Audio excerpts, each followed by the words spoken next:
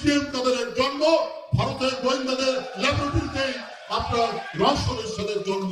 ওরা তো কথা বলবে, এখন ভাবটি পেরে থাকলেও তারা যে কোনো মুহূর্তে সেই তাদের বিষাক্ত ফোনা সবল দেবে। আজকে হাসিনার দোসর জিএম কাদের, উনি বলেন আওয়ামী লীগ আর জাতীয় পার্টি মিলে নাকি তাদের পক্ষে জনগণ 50%। এই কথা বলার সুযোগ পায় কি করে জিএম কাদেররা? এর সাথে শেখ হাসিনার এই রক্ত ঝরানো যে তার যে দুঃশাসন, যে দুঃশাসনের মধ্যে কত মায়ের কোল খালি হয়েছে, কত বোনের চোখ দিয়ে অশ্রু ঝরে পড়েছে, কত পিতা উন্মাদ হয়ে গেছে সন্তানের শোকে। এই 17 বছরের এই নির্মম শাসককে যারা বৈধতা দিয়েছে, তারা এরশাদ আর এরশাদের ভাই, এরশাদের স্ত্রী, তারা আজকে গলা বের করে উঁচু গলায় কথা বলছে কিভাবে?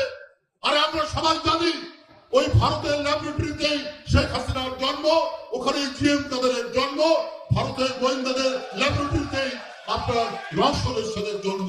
ওরা